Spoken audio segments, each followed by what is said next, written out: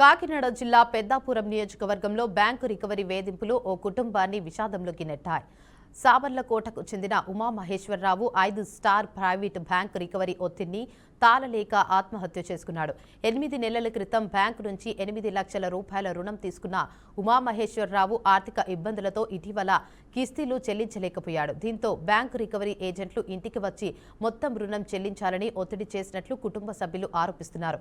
తీవ్ర మనస్తాపానికి గురైన ఉమామహేశ్వరరావు ఇంట్లో ఉరివేసుకుని మృతి చెందాడని వాపోయారు. ఇక ఈ ఘటనతో కాలేజీల్లో చదువుతున్న 2 కుమార్తెలు భార్య వద్ద తల్లి దిక్కుతోచని స్థితిలో మిగిలిపోయామని కన్నీరు మున్నీరయ్యారు. సమాచారం అందుకున్న పోలీసులు కేసు నమోదు చేసి మృతదేహాన్ని పోస్టుమార్టం నిమిత్తం పెద్దాపురం ప్రభుత్వ ఆసుపత్రికి తరలించారు. ప్రతి నెల లేట్ పేమెంట్ కడుతున్నామండి, కానీ ఈ నెల కట్టేస్తున్నామండి.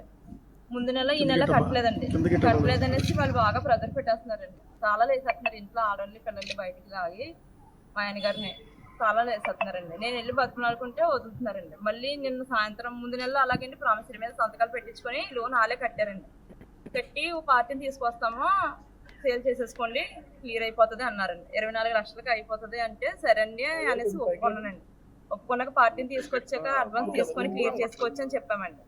చెప్పాక మళ్ళీ నేను సాయంత్రం వచ్చి పార్టీ ఏం మాట్లాడతలేదండి, మాకేం తెలియదు, ఇంకా మీరే చూసుకోండి, అమౌంట్ మాత్రం ముందు నెలది ఈ నెలది 40,000 కట్టేయాలండి అర్జెంటుగానే అంటున్నారండి.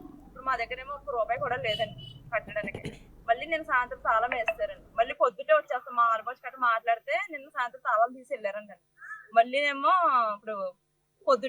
ఇప్పుడు వచ్చేసి మొత్తం డబ్బులు కట్టమంటున్నారండి. ఈయన రాత్రి నుంచి ప్రెజర్ అండి. రేపు వస్తే ఏం సమాధానం చెప్పాలనండి. ఆయన రైస్ మిల్ పని అండి. ఆ ప్రెజర్ తట్టుకోలేక రాత్రి అంతా పొద్దుటొస్తే వాళ్ళకి ఏం సమాధానం చెప్పాలి. మళ్ళీ రోడ్డు మీద నుంచి వాళ్ళు పిల్లలతో, నేను ఆడపిల్లలండి, నాకు 2 ఆడపిల్లలండి, వేరే ఆధారం ఏమీ లేదండి. ఆ ఇల్లమ్మే నేను మాకు 30 లక్షలుగా టార్చర్ పెట్టేస్తున్నారండి అప్పులందరూ. ఈ బాధ భరించలేక మేము వేరేదికి కూడా ఇల్లు మారిపోయామండి. ఇంకా అక్కడ రెంట్ కట్టుకోలేక మళ్ళీ తీసుకొచ్చి ఇంట్లోనే పెట్టానండి. ఇదే కట్టాలండి, ముందు నెలది కూడా అలా కట్టేసాం కదండి. ఇప్పుడు ఆ 2 ఈఎంఐల డబ్బులు ఇస్తేనే కానీ కుదరదనేసి నేను అన్నారంటే, ఈయనేమో రాత్రి అంతా ప్రాజెక్ట్ తట్టుకోలేకపోయారండి.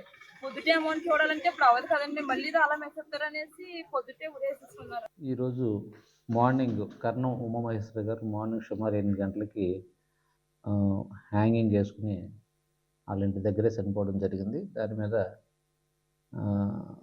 అతని భార్య గారు లోవ లక్ష్మి గారు, ఏజ్ 35, వారు కంప్లైంట్ ఇచ్చారు. దాని మీద వెరిఫై చేస్తాం. వీరికి ఇల్లు నిర్మించుకోవడం గురించి సుమారు ఒక 30 lakhs దాకా అప్పులు చేస్తున్నారు.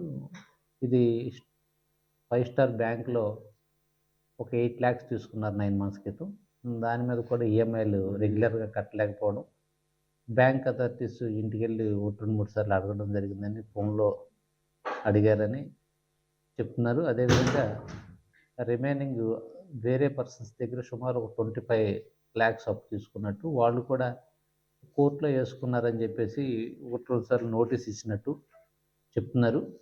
ఇది వెరిఫై చేస్తున్నాము.